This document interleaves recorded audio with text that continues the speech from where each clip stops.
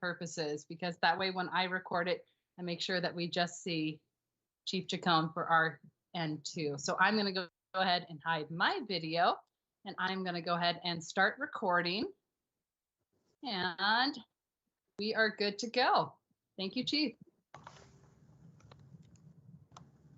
All right, thank you all very much. Thanks for taking the time and you know, for taking a look really at this very important initiative that we've been working on for about 6 months now, coming out of a resolution that was passed by the Austin City Council back in July to look at you know, the overall safety on 6th Street. What are the different things that we can do, not just obviously from a enforcement standpoint, but really more of a holistic kind of measure to see if there were things that we could do that would make things safer for everybody. And so the team has been working. We had already provided one update in October, and we just released a new update yesterday. And I just want to kind of focus, you know, there's about 13 different action items that are listed in there, but I really wanted to focus on just a few, just for the purposes of this, to give some broader talking points. And then certainly I can take some questions towards the end of this. So first, you know, and really what I'm looking at is the things that I think are probably going to be some of the most impactful, even if they are going to take a little bit longer to implement. But the ones that I think that we would get a lot of value out of. So first, action item number 7, which is exploring the feasibility of creating a dedicated EMS presence during weekend nights with people that have, you know, specialized vehicles for rapid response and those kind of things. We have had rescue task forces in place for some time in the 6th Street area, particularly on the weekends and during the time when it's a heavy traffic time for our entertainment district. That is a combination of EMS and fire personnel along with police personnel that can quickly be mobile, can get to you know, parts of 6th Street that otherwise are inaccessible to vehicles, especially when there's a lot of foot traffic, and really have that holistic you know, response from, you know, from a security standpoint, as well as someone who's there who can provide medical treatment. What we're looking at now is creating that dedicated space for it so that we have it every single weekend and not just on, you know, the weekends where we think there might be heavier traffic or we have a special event. So that is one of the things that I think is going to be very, very impactful.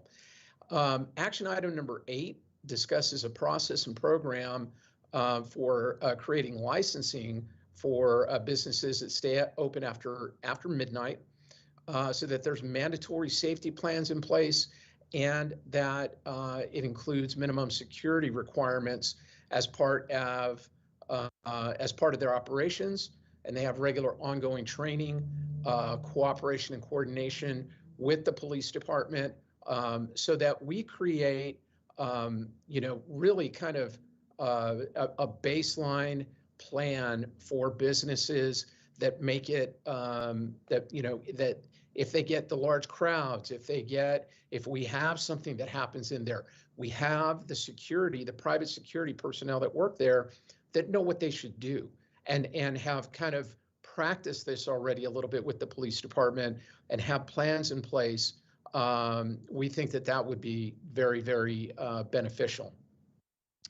Action item number 3 really talks about, you know, dedicating wider walkways for patrons to be able to explore pilot options such as cafe seating and other pop-up type efforts that would that really are going to, you know, assess the feasibility of changing the, you know, just the nature of how 6th Street is right now with the very, very heavy foot traffic and large crowds that tend to gather outside of particular establishments.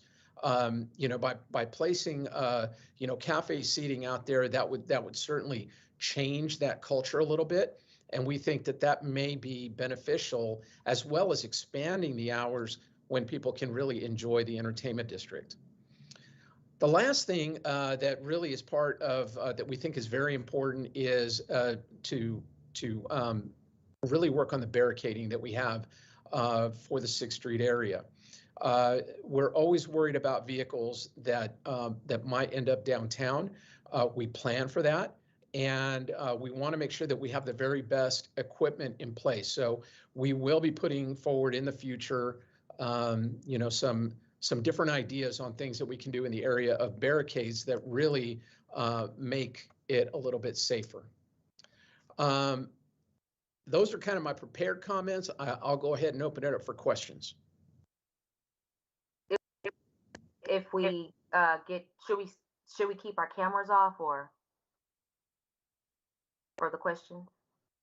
If you want to turn back on your camera, that's okay. And if you wouldn't mind to Paige, just letting us know which station you're with. I believe that you're with KVUE or CBS Austin. Sorry, I'm still memorizing.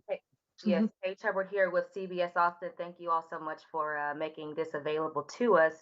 Chief, first off, I want to know, how confident is APD that this plan will make things safer? I know it won't bring an overnight success, but some would say maybe it's a step in the right direction. Or, I think I can say with a certain degree of certainty that it's going to be impactful.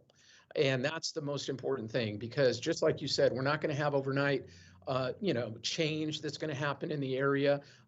Even as we've continued to put our safety measures in place, we've continued to see things happen in our entertainment district on the weekends. So we have to continue to evolve and really look at the measures that are available to us from that holistic perspective. So as I said, not just solely looking at it from an enforcement or APD is going to be able to do, everything, but look at bringing in all the departments from the city that might be able to impact this. And I think that the memo kind of lines out how we've done that. Thank you, Paige. And I see that Priscilla with Univision has her hand up next. Hi, Chief. Good afternoon. I would want to know a little bit more about what additional measures the city is taking place this weekend. We know that, it's New Year's Eve, and there's expected to be a lot of people downtown in celebration. So is there any additional security that will be in place? So we always staff up very strongly for New Year's Eve. I can tell you that, the department, along with others, have been, we have our staffing issues, of course, as other departments in the city and other, really other businesses in our community are having problems with staffing as well. But we are going to be overstaffing in the downtown area. So meaning taking it up to 100% and then adding additional staff on top of that, as well as staffing to 100% throughout the whole city, so that if we do need to pull in officers from other sectors to come downtown because of large crowds, then we're able to do that. So we do have that. We have an operations plan in place, and we'll be ready for New Year's Eve. Thanks, Priscilla. And I see that Avery has their hand up next.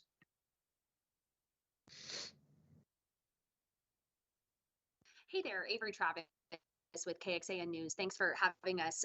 I'll go right off of Priscilla's question. Considering the staffing challenges that so many are facing because of the Omicron variant, has the department changed their testing or quarantine procedures, particularly given the changes the CDC has released this week? What will that look like for the department? So we continue to follow CDC guidance, and our testing, we've had mandatory testing that happens on a weekly basis with all of our employees, sworn and civilian. And if an employee at any point becomes symptomatic, then they immediately test and can go into quarantine. The CDC did release new guidance, and so has shortened the quarantine period. We will be following that guidance. And we're also working directly under the Public Safety Wellness Center and their guidance to make sure that, we need to make sure that we keep our department staffed and we have enough people out on the streets, but at the same time, we've got to keep our employees safe and the public that we're serving safe. All right, thank you, Avery. And I next see that Chad with the Austin Monitor has his hand up. Hi, Chief. Thanks. I have two real quick ones. The first one is, I guess, how realistic does it seem to you? There's been a lot of talk around the Safer 6th Street initiative around quote unquote changing the character of 6th Street, trying to get it away from being kind of a spring break every weekend kind of atmosphere. How realistic does that seem to you? And then related to that is, I guess, are you comfortable with the role that the police department is going to be relied on to try to make that happen? Seems like a pretty big ask. You know, Chad, I think it is a big ask, but you know, I think, you know, when we're talking about safety, I think that it's important for us to you know, for people to be able to rely on the police department, and so we're going to step up to the challenge. Certainly, I think that you know, certainly the character of 6th Street and kind of that atmosphere that you're talking about has been built out over many years, and it's going to take time. Going to have a change. It's going to take some time for that change to occur. But I am concerned about, you know, just making sure that that people feel safe, that they are safe, and that they feel like they can go down to the 6th Street Entertainment District, kind of at all hours, and not be worried about their safety. And so that's going to take a lot of planning, resources, and just this type of initiative of putting together a holistic approach to how we can make the area really safe for people, and then kind of monitor and tweak as we go. Thank you. All right, thank you so much, Chad. And next is Connor. Hello, this is Connor Board with KVUE. I was wondering, reading through this, it seems like a lot of it has to do with business cooperation, with even the lighting you guys were asking maybe for them to put in alleyways, and then also the safety training. I guess, what has been the response from businesses that you've talked to, and why is it important that they also help? Yeah, that's a great point, Connor. And you know, the thing is that there is no way that the city is going to be able to do all of these things by themselves. We really need the cooperation from our business community and the downtown businesses. The good news is that we have a very strong alliance of businesses downtown that work with us all the time, and that are as interested in the safety as we are. You know, a lot of it is going to be resource driven. So if we're asking them to spend money to put in new lighting, or to put in new seating, or to do these different things, of course, they're going to be constrained right now by their own budgets. And we're working with them to see how we can implement these different things. But I think that there's definitely this air of cooperation from the vast majority of businesses in the downtown area who really want to see this work. And so we'll kind of be working through this over the next several months, and really probably longer than that.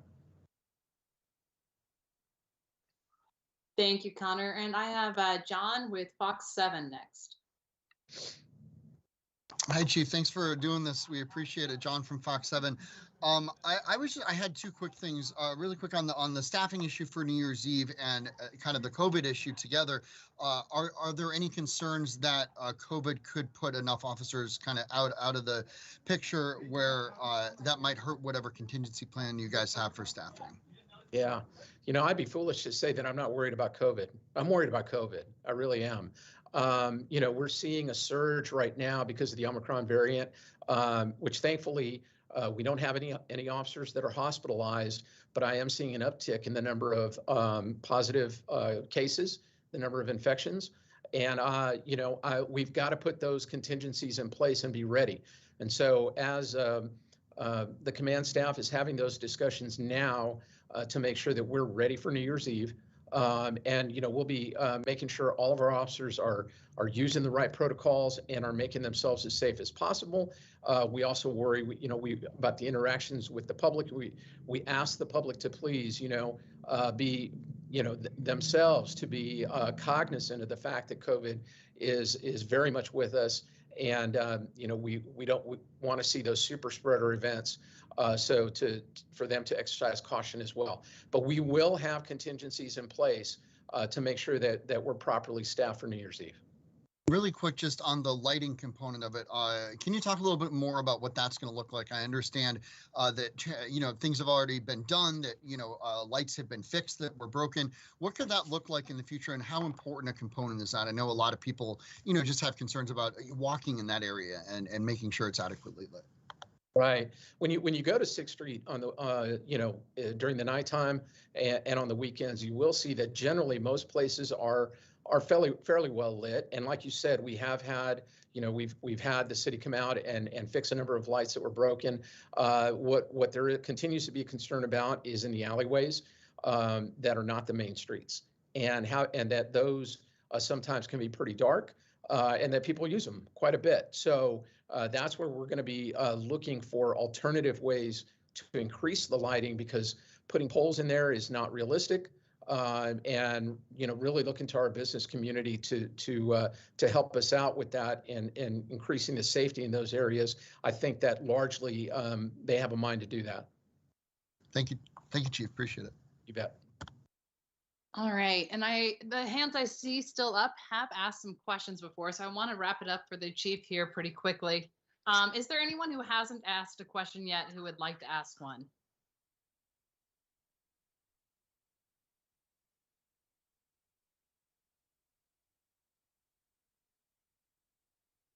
All right, if not, I guess I'll give it to more of the hands up, which was the last, which is Paige, and then hopefully I think we can wrap it up from.